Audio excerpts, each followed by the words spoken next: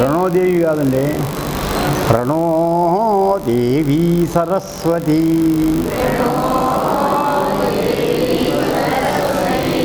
వాజేభిర్వాజినీవతి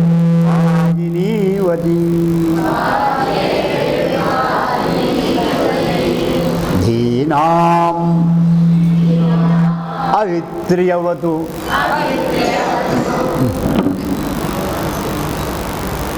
అంటే ఏమిటి?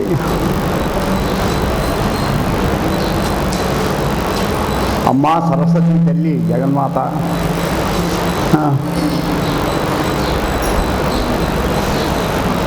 దేవి వెలుగులు, జ్ఞానం ఇస్తుంది కనుక జ్ఞానం కూడా వెలుగు ప్రకాశం. అజ్ఞానం అనే అంధకారాన్ని తొలగిస్తుంది కనుక జ్ఞానం అనేది వెలుగు. ఆ వెలుగుల రూపం కనుక ఈమె దేవి అని చెప్పబడింది. దేవి అంటే వెలుగు. ఓ సరస్వతీదేవి నీకు ప్రణో నమస్కారములు.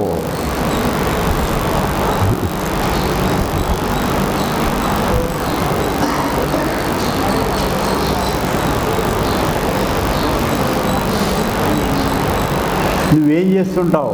వాజేభి, వాజము అంటే వేగం, వేగముల చేత వాజినీవతి, వేగములు ధరించిన దానివై, వేగముల చేత వేగములను ధరించిన దానివై, ధీనాం బుద్ధులను, అవిత్రి నువ్వు ఎటువంటి దానివంటే బుద్ధులకు, అవిత్రి అంటే రక్షించినది, కాపాడునది, బుద్ధులను కాపాడుదైన ఓ సరస్వతి అవతు కాపాడుదువుగాక. నీ డ్యూటీ అది, బుద్ధులను కాపాడటం. మంచి జ్ఞానము చేత సంస్కారముల చేత కాపాడటం అనేటువంటిది నీ యొక్క లక్షణం. నీకు నమస్కారం పెట్టి వేడుకుంటున్నాం, నువ్వు మా బుద్ధుల్ని మంచి జ్ఞానమునిచ్చి కాపాడమని, సంస్కారములనిచ్చి కాపాడమని. మళ్ళా ఒకసారి ఈ మంత్రం సుప్రసిద్ధం. ప్రణో దేవీ సరస్వతి వాజేభిర్వాజినీవతి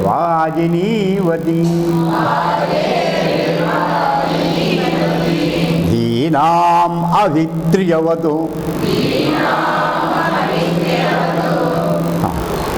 వాజినీవతి అంటే చాలా వేగములు గలది.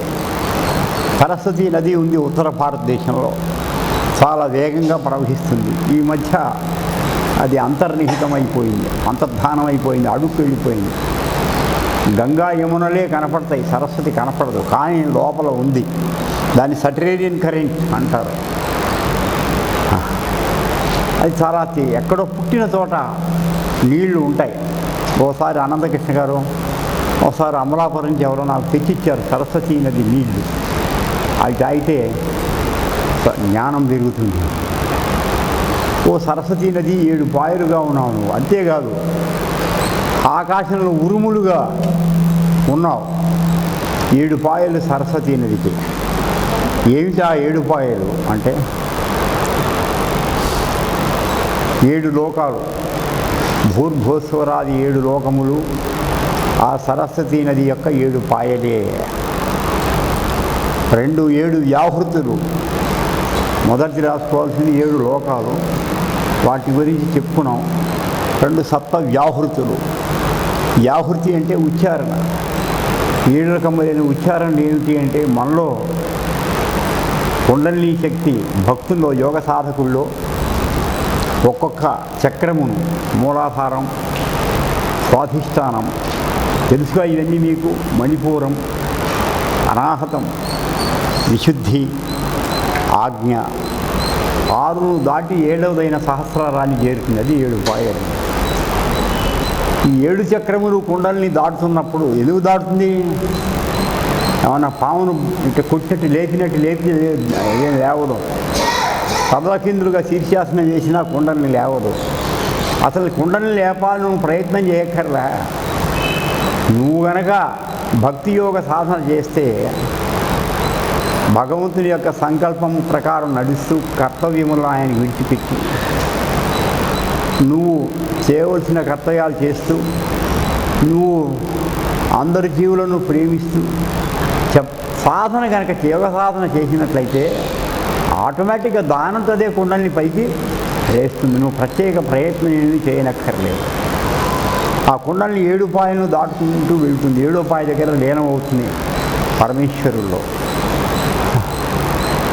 ఆ 7 పాయల దగ్గర దాటుతున్నప్పుడు 7 చక్రాలని ఒక్కొక్క చక్ర దగ్గర ఒక్కొక్క శక్తి ఉత్పన్నం అవుతుంది. ఇప్పుడు ఆ వివరాలు మనం చెప్పలేము. అక్కడి ఎనాటమీలో కొంత ఇచ్చారు మాస్టర్.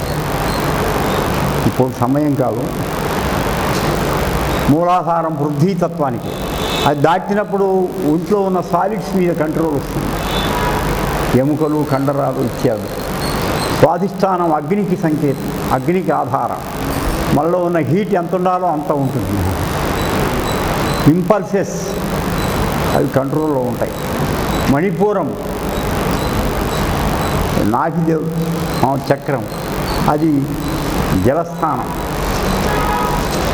దానివల్ల మనలో చెమట, యూరిను, రక్తము, రసము ఉన్న జలములు ఎంతవరకు ఉండాలో అంత కంట్రోల్లో ఉంటాయి. మణిపూర చక్రం సరిగ్గా పనిచేయకపోతే ఈ సంబంధమైన దోషాలు వస్తాయి. అవి కంట్రోల్లో ఉండాలంటే మణిపూరం ఆవేశాలకు అధిష్టానం, ఎమోషన్స్కి. ఎమోషన్ లేకుండా ఉండాలి, బ్యాలెన్స్డ్గా ఉంటే అప్పుడు మనలో ఉన్నటువంటి జలస్థాయి దెబ్బలేదు. నీరు పట్టడం, కొంతమందికి నీరు పడుతూ ఉంటుంది కదా, లేదా ఒంట్లో నీరు తగ్గటం, అదో ఇదో రెండూ ఉండకుండా ఉంటాయి. దీన్ని లోవర్ ట్రయడ్ అంటారు. మణిపూరం, స్వాధిష్టానం, మూలాధారం కలిపి ఏమంటారు? లోవర్ ట్రయడ్ అన్నాడు జ్వాలకూల్ మహర్షి. అధో త్రిచక్రం. దీనిపైన అనాహతం ఉంది, దీన్ని ఫల్క్రం అంటారు. మధ్యలో ఉంటుంది. ఇది ప్రేమకు స్థానం, నిర్మలమైనటువంటి ప్రేమకు స్థానం. అక్కడ ప్రేమ కనుక ఉన్నట్టయితే గుండె బాధ లేకుండా ఉంటాయి. ప్రేమలో ఏదైనా దెబ్బలు అంటే తన ప్రేమలో లోపం ఉన్నా, తాను ఇతరులను ప్రేమించినప్పుడు వాళ్ళకేదో కావాల్సి చేసినప్పుడు వాళ్ళకి ఏదన్నా ఇబ్బందులు వచ్చినా, వాళ్ళు గుర్తించకపోయినా వీడు డిజార్టన్ అవుతాడు. దాంట్లో గుండె దెబ్బలు వస్తాయి. ఆ తర్వాత విశుద్ధి, ఇది కంఠం, ఇది వాయుస్థానం. గుండె సరిగ్గా ఉంటే వాయువు సరిగ్గా శ్వాస ఆడుతుంది. ఇది విశుద్ధి, ఇది ఆకాశ స్థానం. బయట ఉన్న ఆకాశానికి మన లోపల ఉన్న ఆకాశానికి ఇది బెల్ట్, బ్రిడ్జ్ ఇది. అందుకని ఇక్కడ కనుక కట్ చేస్తే బయట ఆకాశానికి వీడికి సంబంధం ఉండదు. గోవిందా వీడు ఛార్జీలు వేస్తుంది. వాక్ స్థానం. ఆకాశంలో శబ్దం ఎట్లా వస్తుందో ఇక్కడ కంఠంలోంచి మనకు ఉచ్చరింపబడే శబ్దం వస్తుంది. 6వది ఆజ్ఞాచక్రం, ఇది భ్రూమధ్యం, బ్రో సెంటర్ అంటారు. ఇది మనస్సుకు బనోపి భ్రూమధ్యేయ, మనసు. బయట ఉన్న కాస్మిక్ మైండ్, జగత్తులో ఉన్న మనసుకు మనలోని మనసుకు బ్రిడ్జ్ ఇది. దీని దగ్గర భగవంతుని ఎవడైనా ధ్యానం చేస్తే వెలుగును క్రమక్రమంగా బయటున్న మనసుకి లోపల మనసుకి అనుసంధానం ఏర్పడుతుంది. నీ సొంత ఆలోచనలు ఆగిపోయి బయటున్న ఆలోచనలే విషయంలో ఉన్నవే వస్తూ ఉంటాయి. ఇది చాలా వెలుగును ధ్యానం చేయాలంటే either at heart center or at brow center. ఇట్లా 6 దీన్ని దాటితే సహస్రారం ఆత్మస్థానం, పరమేశ్వర స్థానం. అది కుండల్ని జీవుణ్ణి తీసుకెళ్ళి అక్కడ భగవంతుడిలో కలుపుతుంది. ఇట్లా మనలో సప్త వ్యాహృతులుగా ఉన్నది సరస్వతీదేవి. అంతేకాక సూర్యుని 7 రంగులు కిరణాలు విబ్గయార్ మీకు తెలుసు. ఆ 7 రంగుల కాంతి కిరణాలు కూడా సరస్వతి యొక్క స్వరూపాలే. ఇదిగాక సరస్వతి నుండి స్ట్రైట్గా వచ్చేవి 7 ఉన్నాయి. ఏంటవి? స్వరాలు, సప్తస్థలాలు. సరిగమ పదని సంగీతం వచ్చిన వాళ్ళకి తెలుసు. షడ్జము, వృషభము, గాంధారము, మధ్యమము, నిషాదము, దైవతము, మధ్యం ఉన్నాయిగా. ఈ సప్తస్వరాలు అమ్మవారి యొక్క చెలికెత్తెలు అంటారు, లేక సరస్వతి అనే నది యొక్క పాయలు అంటారు. 7 పాయలు అంటారు ఈ సప్తస్వరాలు. ఒక్కో సందర్భంలో సప్తస్థారు అభిసన్నవందే, 7 అప్పచెల్లెళ్ళు అంటారు సరస్వతీదేవికి, సిస్టర్స్, లేదా 7 పాయలు అని చెప్పవచ్చు. వీటి ప్రభావాన ఈ సప్తస్వరాలు మనం ఉచ్చరించే వచ్చినవా లేక అదివరకే ఉన్నవా? అదివరకే ఉన్నాయి. ఆకాశంలో ఉన్నవి అదివరకే, అవి మన ద్వారా ఉచ్చరింపబడుతూ ఉన్నది. సంగీతం గ్రహాల నడకలో, తారకాల యొక్క పరిభ్రమణలో లేదా ఋతువు యొక్క పరిభ్రమణం, వాటిలో చాలా సంగీతం లయ తాళం ఉంది. మానవుడు ప్రవర్తన కూడా మ్యూజికల్ చేసుకోవాలి, తన లైఫ్ని మ్యూజికల్ చేసుకోవాలి. ఈ సప్తస్వరాల ప్రభావం వల్ల భూమి మీద 7 రకములైన ఖనిజములు ఉత్పన్నములవుతున్నది. మనకు బంగారము, వెండి, ఇనుము, సీసము, తగరము, రాగి ఉన్నటువంటివి 7 ఖనిజాలు ఉత్పన్నమవుతున్నాయి. ఇవి నమ్మటానికి వీల్లేదు. సప్తస్వరాలకి సప్త ఖనిజాలకు సంబంధం ఏంటండి? కానీ అన్నిటికీ సంబంధం ఉంటుంది. తర్వాత మానవుల్లో సప్త ధాతువులు ఉన్నవి. శుక్ర, మేధోసి, మధ్య, మాంసాదులు, రసక్త మాంసాదులు 7 టిష్యూస్ ఉన్నాయి కదా, తెలుసుగా మీకు. ఈ సప్తధాతువులకి సప్తస్వరాలకు కూడా సంబంధం ఉంది. ఈ సప్తధాతువులు కూడా సరస్వతి యొక్క 7 పాయలు ఏమిట. ఇంతకు అర్థం ఏంటన్నమాట? ఇవి చెప్పదలిచింది ఏమిటి ఋషి? మనం గనక శుద్ధమైనటువంటి జ్ఞానపూరితమైనటువంటి వాక్కును, ఏమిటి జ్ఞానపూరితమైన వాక్కు? సమస్తము అంతర్యామి యొక్క స్వరూపమే అనేటువంటి జ్ఞానముతో కూడిన వాక్కును, ప్రేమతో వాక్కును, అవతల వారికి మేలుగూర్చు మెత్తని మృదుమధుర వాక్కును ఉచ్చరించడం కనుక అలవాటు చేసుకుంటే మనలో కుండలిని ఆటోమేటిక్గా సహస్రానికి లేస్తుంది. మనలో సప్తస్వరాలు పలుకుతాయి. సంగీతం రాని వాడికి కూడా మాట్లాడుతుంటే వాడికి తెలియకుండానే సప్తస్వరాలు ఎట్లా పలకాలో అట్లా పలుకుతాయి. వాళ్ళు ఉన్న సప్తధాతువులు చక్కగా అమరికలో ఉంటాయి. కనుక సంగీతం ద్వారా లేక మంచి మాట ద్వారా, మంచి గానము ద్వారా మనలో సప్తధాతువులను బలంగా పుష్కలంగా అట్టిపెట్టుకోవచ్చు, ఆరోగ్యాన్ని కాపాడుకోవచ్చు. అందుకనే మ్యూజిక్ థెరపీ అనేది ఉంది, మీ అందరికీ తెలుసు. అది సత్యం. అదేదో ఊహా సంబంధించిన శాస్త్రం కాదు, వాస్తవికమైనటువంటి శాస్త్రం. పూర్వీకులు దాన్ని అవలంబించారు. ఒక్కొక్క రాగంతో ఆలపిస్తే జ్వరం తగ్గేది, మేఘం వర్షించేది, బయట మార్పులు వస్తాయి, లోపల మార్పులు వస్తాయి, జబ్బులు జరిగేవి. ఒక్కొక్క జబ్బుకు ఒక్కొక్క రకమైన రాగం ఉంది. అదంతా మనకు తెలియదు. అన్నమయ్య గారు సంగీత రక్షణ గ్రంథం అని రచించారు. నేను చదవటం తటస్థించింది. నాకు సంగీతం రాదులేండి, వచ్చనుకొని పొరపాటు కూడా దాన్ని జిస్ట్ రాసుకున్న, నోట్స్ రాసుకున్నా. ఆయన అంటాడు, ఈ సప్తధాతువులు కూడా దృఢపడతాయి సంగీతం ద్వారా అని చెప్తా అంటాడు.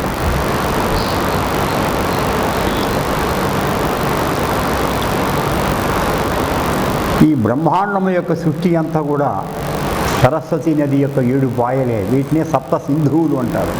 సింధువు అంటే పాయ అన్నమాట. అసలు ఈమె ఎవరు? బ్రహ్మాండ సృష్టికి బ్రహ్మదేవుని వద్దకు ఎట్లా సృష్టి చేయాలో జ్ఞానాన్ని పంపించాడు నారాయణుడు. ఆ జ్ఞానమే సరస్వతి. ఆమె యొక్క సహాయం లేని సృష్టి సాగదు. బ్రహ్మదేవుడు ఉచ్చరించిన వాక్యే ఈ బ్రహ్మాండ సృష్టి అని కూడా చెప్తున్నారు.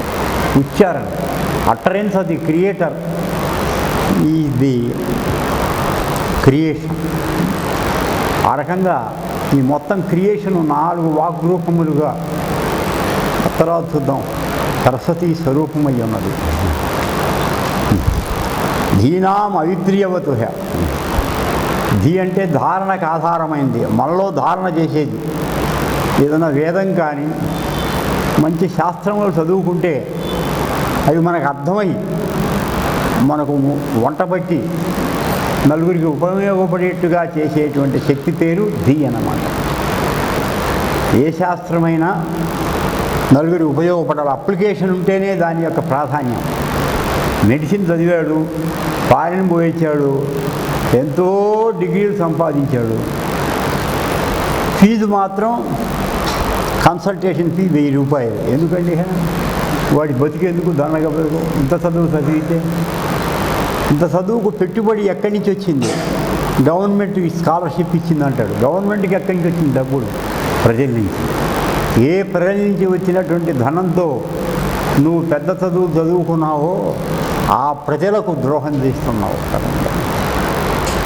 లేదా భారతదేశంలో అనుకూల పరిస్థితులు లేవండి అని అమెరికా వెళుతున్నావు, ఇక్కడ డబ్బులతో చదువుకొని.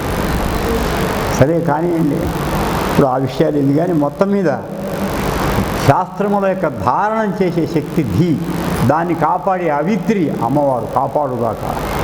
అంటే మేము ఏదైనా చదువుకుంటే బాగా వంట పట్టించేట్టు చేయతల్లి, అది నా 10 మందికి పనికొచ్చేట్టుగా మా ద్వారా ఉపయోగపడేట్టుగా చేయవలసింది. విజ్ఞానం యజ్ఞం తనుతే. విజ్ఞానం అనే దేనికి? యజ్ఞం అంటే లోకహితార్థమై తనుతే ప్రయోగింపబడాలి. అప్లికేషన్ ఉంటేనే, లేకపోతే ఉపయోగం లేదు. వీడికి ఇంత వచ్చుట మనకేమిటట ఉపయోగం? ఏమండి,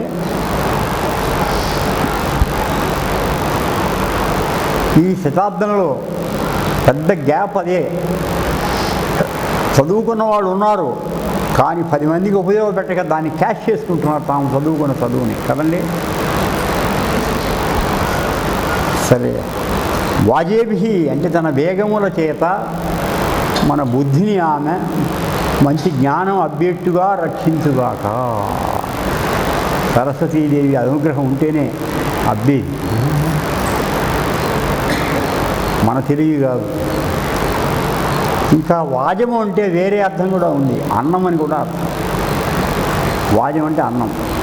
మనలో ఒక ఇంద్రియం ఉంది, జిహ్వేంద్రియం, నాలుక. అన్నం తినడానికి ఇదే, ఆహార పచనానికి, వాగు ఉచ్చారణకు ఇదే.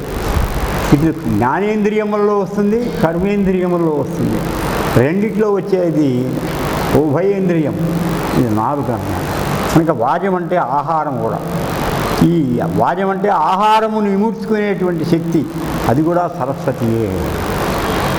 అదేంటండి, వాగ్దేవి కదా, దీనికి ఆహారానికి సంబంధం ఏమిటి అంటే, అధిక ప్రసంగం చేస్తూ భోంచేయరాదు, రోషపడుతూ భోంచేయరాదు, పెళ్ళాం మీద కోపడుతూ ఓ నీ మొహం మండ, నీ తద్దినం బెట్ట, మీ నాయనకు పిండాకూడు బెట్ట అని వాడేం చేశారు పాపం, వాడని తిట్టి ఇట్ట చేశామేమిటి.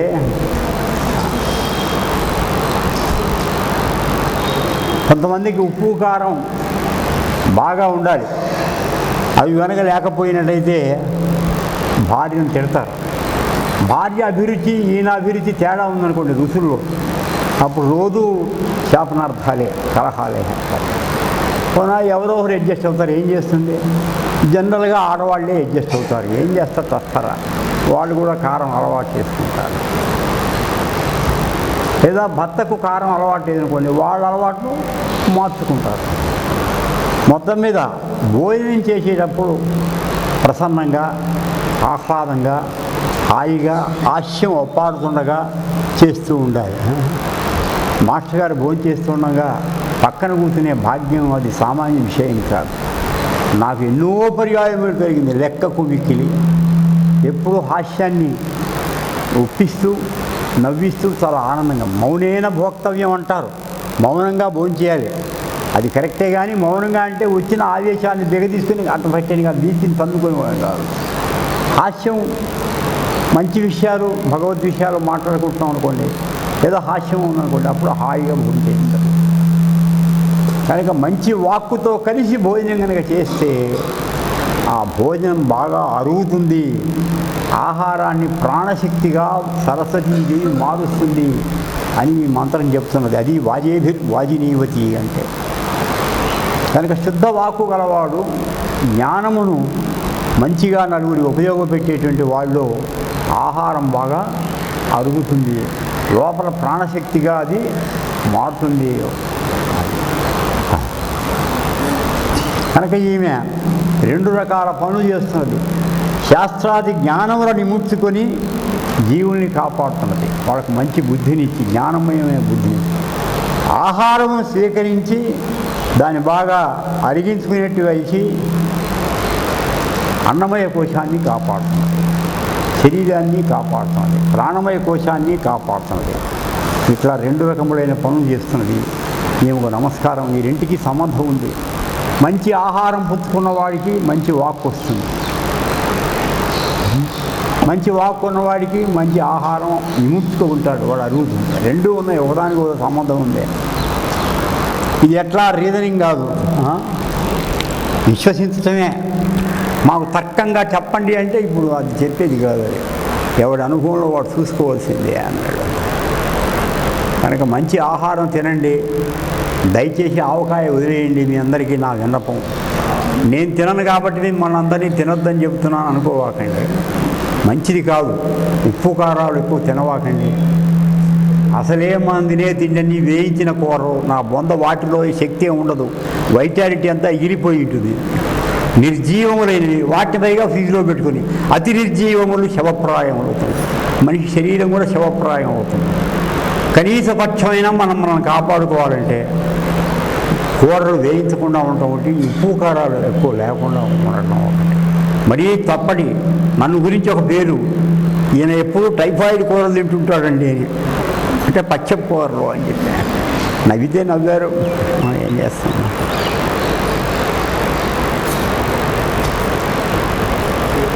అట్లాగే అన్ని పాళ్ళు సమపాళ్ళు ఉండేవి స్వీకరించండి. మినరల్స్, వైటమిన్స్, ప్రోటీన్స్, కార్బోహైడ్రేట్స్ అన్నీ ప్రపోర్షన్లో ఉండాలి. ఒక అన్నం ఎక్కువ తింటారు కొంతమంది, పప్పు, కూర, పాలు, పళ్ళు, తేనె ఏమి ఉండవు. అన్నం మాత్రం వాయిస్తారు, వాళ్ళ కొలెస్ట్రాల్ పెరుగుతుంది.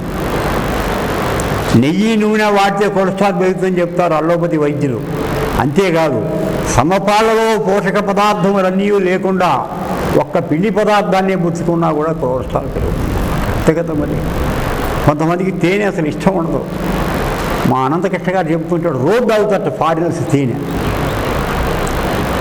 తీసుకోండి, పాలు తీసుకోండి, శుద్ధమైన ఆవు పాలు, తర్వాత పళ్ళ రసాలు తీసుకోండి. దొరికినంత వరకు, చాలా వరకు మళ్ళీ చేయబడ్డాయి మన రాయి చేత, ఏదో ఉన్నంతలో మరి ఏం చేస్తారు.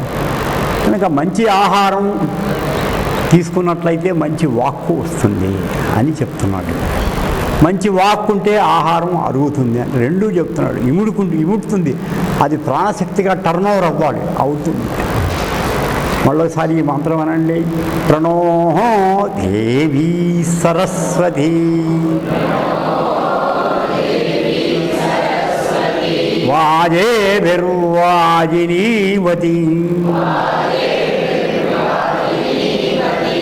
ధీనామభిత్రియవతు.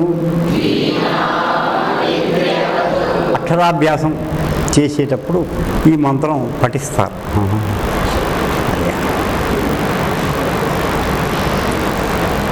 తర్వాత మంత్రం యస్త్వాదేవి సరస్వతి ఉపబ్రూతే ధనే హితే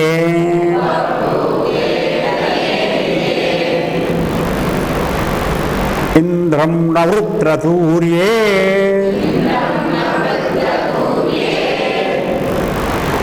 యస్త్వాదేవి సరస్వతి ఉపబ్రూతే ధనే హితే ఇంద్రన్నవృత్రసూర్యే. వేదం చదువుతుంటే సస్వరంగా ఎంత అందంగా ఉంటుందండి. మన వాక్కు శుద్ధమవుతుంది, మన నాలుక పరిశుద్ధం అవుతూ ఉంటుంది చక్కగా. ఆ తర్వాత మనం మామూలుగా మాట్లాడే మాటలు కూడా వేదంలాగానే వస్తాయి. వీడు వేదం చదువుకున్నవాడు అని చెప్పచ్చు సుస్వరంగా. హనుమంతుడిని చూసి రాములు వారు అన్నారు లక్ష్మణుడితో, అరే వీడు 3 వేదాలు శుభ్రంగా చదువుకున్నవాడు రా, జాగ్రత్త అని చెప్పాడు. ఎట్లా తెలుసు? అతని లిప్ మూమెంట్ని బట్టి కనిపించాడు. పెదవుల కదలిక, మాట్లాడేటప్పుడు ఈ వెంట్రుకల కదలిక, తలకాయ ఊపటాలు, ఉచ్చారణలో పిచ్చెస్, మాడ్యులేషన్స్, వీటిని బట్టే అతడు 3 వేదముల విజ్ఞాని అని చెప్పి కనిపెట్టాడు శ్రీరాముడు. చూడండి. కొంతమంది తలకాయ ఎగరేస్తుంటారు. వేదం చదివేటప్పుడు కూడా తింధన్నధు తథూజే ఇట్లా అంటుంటాడు. అట్లా చదవకూడదు. వేదం తలకాయతో ఏం సంబంధం లేదు, మామూలుగా స్టాండర్డ్గా ఉండి చదువుకోవడం. అట్లాగే సంగీతం కూడా కొంతమంది మరీ అతి స్థాయికి వెళ్తారు, దమ్మని కిందకు దిగుతూ ఉంటారు.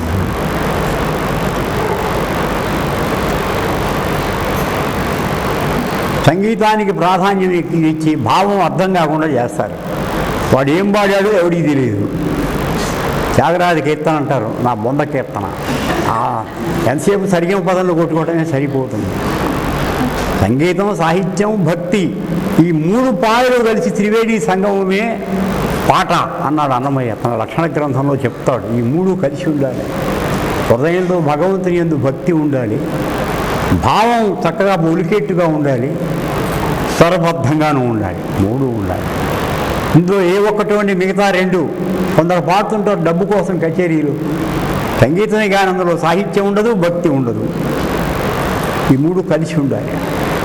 ఇక్కడ ఏం చెప్తున్నాడంటే యస్త్వా దేవి సరస్వతి యహ ఎవడైతే, యస్త్వ అంటే యహ ఎవడైతే, దేవి సరస్వతి సరస్వతీదేవిని, త్వా నిన్ను అన్నమాట. ఎట్లా? ఇంద్రం నవృత్రతూర్యే, ఇంద్రుని వలె నిన్ను ఎవడు ఉపభూర్తి సమీపిస్తాడో. ఇంద్రుడెవడు? వృత్రసూర్యే. వృత్రాసురుడు అనేవాడిని చంపెట్ట ఇంద్రుడు. వృత్రాసురుని చంపిన ఇంద్రుని ఎట్లా స్తోత్రరూపకంగా వాడి దగ్గరికి సమీపిస్తామో, అదేవిధంగా అమ్మా సరస్వతి నీ దగ్గరికి కూడా ఉపబ్రూతే, ఉప అంటే సమీపించి, బ్రూతే నిన్ను కీర్తిస్తూ ఉంటాము, స్తోత్రం చేస్తూ ఉంటాము.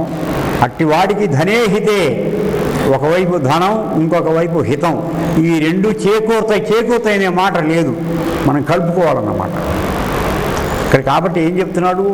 వృత్రాసుడని ఒకడు ఉన్నట్టు మొదట అది గుర్తుపెట్టుకోండి. ఎవడు వాడు? వృత్రము అంటే ఏమిటి? ఆవరించి ఉండనిది. మనం అసలు ఆత్మస్వరూపులం. మనందరం కూడా ఆత్మే, భగవత్ స్వరూపులం.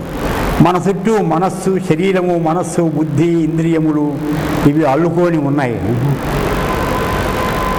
దేహేంద్రియ మనోబుద్ధి అహంకారాదులు, ఈ ఆవరణములనే వృత్రుడు అంటారు.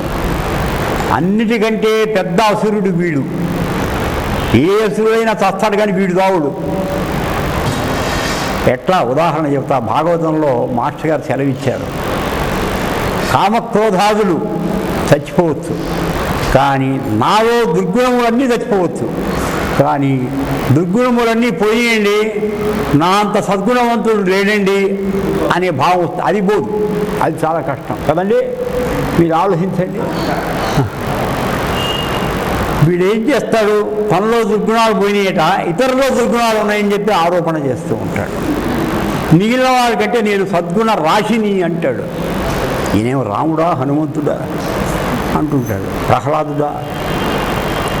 కనుక ఇన్స్టెడ్ ఆఫ్ చెకింగ్ హిమ్సెల్ఫ్, ఎప్పటికప్పుడు తను చెక్ చేసుకుంటూ వెళ్ళిపోవాలి సాధనలో.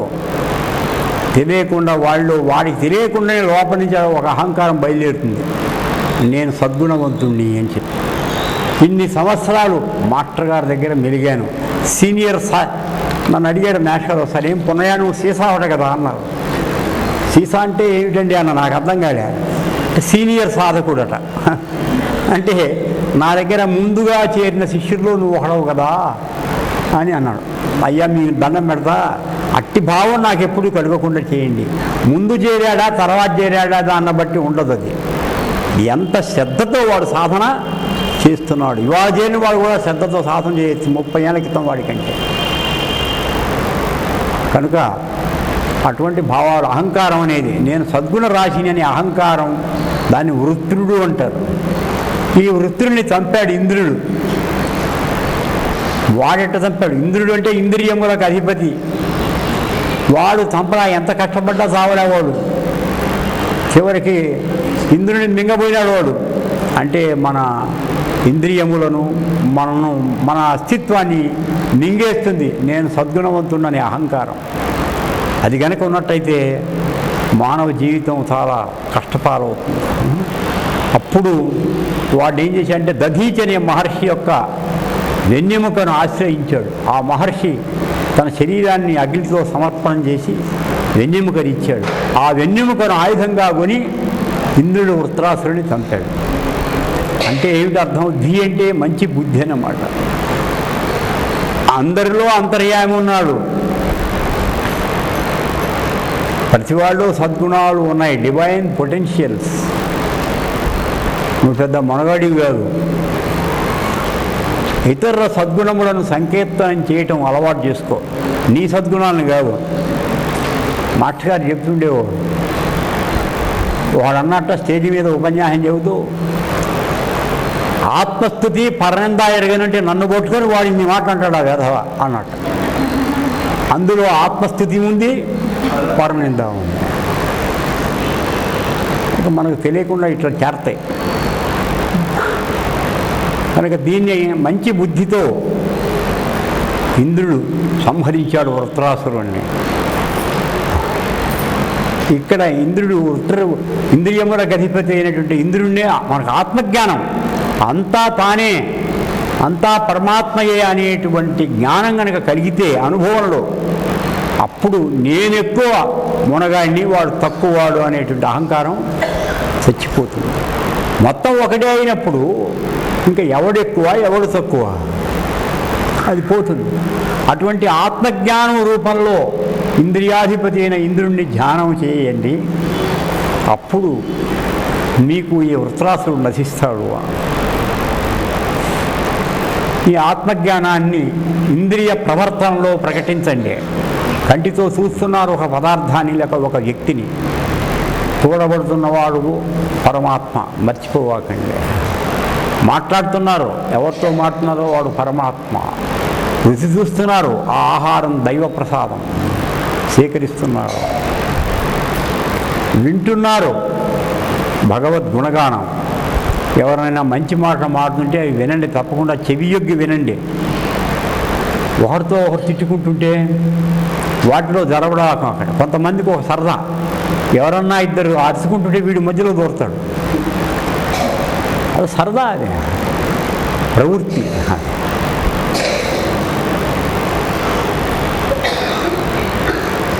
శరీరంలో పాదాలు ఇచ్చాడు, ఆలయానికి వెళ్ళండి. ఎక్కడికి వెళ్ళినా అది ఆలయం అనుకోండి. ఈ 11 ఇంద్రియాలు మనస్సు కూడా కలిపి ఇంద్రియములను సరిగ్గా ఉపయోగించండి.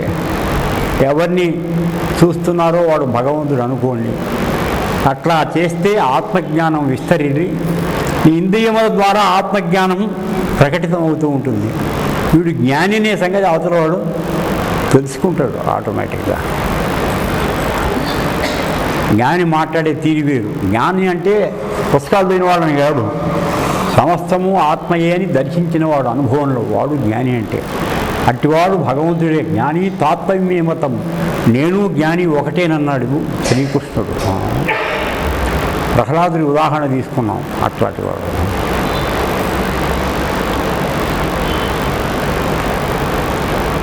అప్పుడు ఏం జరుగుతుంది? ఇప్పుడు మనలో ఉన్న వృత్రాసురుడు చచ్చాడు, ఇంద్రుడిని స్తుతించాం, అట్లాగే సరస్వతిని స్తుతించాం. అమ్మ మాకు ఆత్మజ్ఞానాన్ని ప్రసాదించాల్సిందే. ఏమడగాలి సరస్వతిని? మాకు స్టాటిస్టిక్స్ లేక కంప్యూటర్ సైన్స్లో మంచి మాస్టరీ వచ్చేట్టు అని దయతోడవలసిందే. అది కాదు అడగాల్సిందే, ముఖ్యంగా అడగాల్సింది ఆత్మజ్ఞానం. అది అమ్మను అడిగాం, అమ్మ ఇచ్చింది. అప్పుడు ఏం జరుగుతుంది? ఉపబ్రూతే ధనే హితే. ఆమె దగ్గరికి ఉప అంటే సమీపించి బ్రూతే స్తోత్రం చేశాం. అప్పుడు 2 ఇస్తుందట ఆమె. ధనే హితే, గుర్తుపెట్టుకోండి. 1 ధనము, 2 హితము. ధనం అనే మాటకు అర్థం మనం అనుకునే కరెన్సీ నోట్లు కాదు, ఇవి తగలబడతాయి. ఇవి దేనికి పనికిరావు, 4 తీసుకోవడానికి కూడా పనికిరావు. మనం కష్టించి పనిచేస్తే దాని ఫలితంగా సంపద వస్తుంది తప్ప ఊరికనే డబ్బులు మోసం చేసో, తమాషాలు చేసో, లాటరీలు చేసి సంపాదిస్తుంది ఉండదు. కనుక ధనం అంటే డబ్బు కాదు, మనీ కాదు. ధనం అనే మాటకు అర్థం ధేనువుల సంపద అని అర్థం. రాసుకోండి.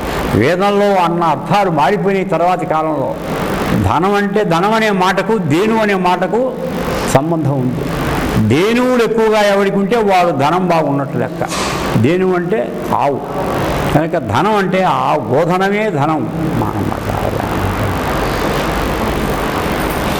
శ్రీకృష్ణుడికి గోవిందుడు అని పేరు, భగవంతుడికి గోవిందుడు అంటే ఎక్కడ గోవుడు ఉంటే అక్కడ విందతే పొందబడుతూ ఉంటాడు. గోవు సేవ చేస్తున్న వాడికి భగవంతుని యొక్క ప్రాప్తి కలుగుతుంది, అంటే బ్రహ్మానుభూతి ఆనందంగా ఉంటాడు, పరమాత్మ దర్శనం అవుతుంది ఆవుల మధ్యలో జీవిస్తే అన్నాడు. ఇంకో అర్థం మంచి వాక్కులని కూడా అనుకోండి. ఇక్కడ ధనములంటే ఆవులనే కాదు, మనం ఉచ్చరించేటప్పుడు ఆ వాగుచ్చారం వల్ల వచ్చేటువంటి చాలనమయ్యే శక్తులు, టీకా తాత్పర్యాదులు, మనం మాట్లాడే టీకా అర్థం తాత్పర్యం, దీని గురించి ఎవరన్నా ప్రశ్నిస్తే ప్రశ్నలు మనమే ప్రశ్నిస్తాం. కొంతమందిని ఏమిటి విషయం చెప్పండి, సమాధానములు అర్థములు, మనం చెప్పుకునే విషయాన్ని అర్థాన్ని అనుభవానికి, మంచి విషయం చెప్పుకున్నాం దాన్ని ఆచరించి అనుభవానికి తెచ్చుకోవటం, దీన్నంతటినీ కూడా ధేనువులు అంటారు. అట్లాగే రసానందం, ఒక సాహిత్యం, ఒక కథ చదువుకుంటూ ఉంటే మనకు లోపల ఎక్కడో ఆనందం కలగాలి. రసానందమే లక్ష్యం. ఆనందం కలిగితే మనసులో మార్పు వస్తుంది, ఆనందం లేకపోతే ఎట్లా? ఇప్పుడు సబ్జెక్టు చెప్పేటువంటి వాళ్ళు పరమ బోరింగ్గా చెబుతూ ఉంటారు, అందువల్ల ఆనందం కలగదు. అందుకని వాడు ఎంత బాగా సబ్జెక్టు చెప్పినా అది మనకు బోరింగ్గా ఉంటుంది. ముందు ఆనందం కలిగించాలి కదండి, ఆ రసానందం. మీకు ఉదాహరణ చెప్తాను. ఒక పద్యం ఉంది, మనకు టైం లేదు. కృష్ణుడిని వర్ణిస్తూ అంటారు, ఆయన చెవులకు గోగు పూలు ఉన్నాయట, ఈ చెంపల కాంతులు పెట్టుకున్న గోగు పూల కాంతులు కలిసి ఆకాశంలో వ్యాపించినాయట, పాదాలకున్న గోళ కాంతులేమో భూమి మీద వ్యాపించినాయట. అంటే అర్థం ఏమిటి? కర్ణావతంసిత కర్ణికార ప్రభ గండభాగద్యుతి కడలు కొలుపా భువన మోహనమైన భ్రూవిలాసద్యుతి వామభాగానత వదనమొప్పాగా అపసౌయకర మృదులంగుళీ చాతురి షడ్జధ్వనికి మర్మసరణి చూప డాకాలి మీద అడ్డము సాచి నిల్పిన పద నఖద్యుతి భూమి ప్రబ్బికొనగా మౌళి పింఛము కంఠదామమును మెరయ విలసిత గ్రామముగా ఒక్క వేలు వందు బ్రహ్మగంధర్వ గీతంబు పరగజేసే చతుర నటవర్తి గోపాల చక్రవర్తి. ఇది మోహనరాగంలో పాడతాం. దీన్ని బాటే నాకు ఒక ఉద్యోగం వచ్చింది, పెద్ద ఉద్యోగం. పాడమన్నారు, పద్యం పాడమన్నారు ఒక స్కూల్లో. ఇది పాడగానే ఆర్డర్ ఇచ్చారు, నాకంటే ఎక్కువ మార్కు వచ్చిన వాళ్ళకి ఇవ్వకుండా నాకు ఇచ్చారు. తర్వాత ఆ ఉద్యోగం తీసుకో అన్నారు మాస్టర్ గారు. తర్వాత ఒక సంవత్సరం కాగానే వదిలేయన్నారు, వదిలేశాను. 2 పనులు చేయించారు ఆయన. కనుక మొట్టమొదటి ఏం చెప్పాయంటే, చెవులకు తగిలించుకున్న పూల కాంతులు, ఈ చెంపల కాంతులు ఆకాశానికి వెళ్ళిపోయినాయి, పాదాలకున్న గోళ కాంతులు భూమి మీదకి వెళ్ళినాయి అన్నారు. అంటే అర్థం ఏమిటి? ఈయన ఎక్కడున్నాడన్నమాట, భూమికి ఆకాశానికి మధ్యలో ఉన్నాడు. జవా పృథివ్యోదమంతరం వ్యాప్తంతయైకేన దిశశ్చ సర్వా. కనుక ఈయన ఆకాశ పురుషుడు అని అర్థం అన్నమాట. అది చెప్పాడా? చెప్పలేదు. చెప్పలేదా? చెప్పాడు. అది రసానందం. అంటే అది ఆ చెప్పబడిన పద్యంలోనే మనకు ధ్వనించాలి ఒక గొప్ప విషయం, భగవత్ సంబంధమైన విషయం ధ్వనించి ఆనందం కలగాలి. అది కూడా ధేనువే. ఇటువంటివన్నీ ధేనువులు అంటారు.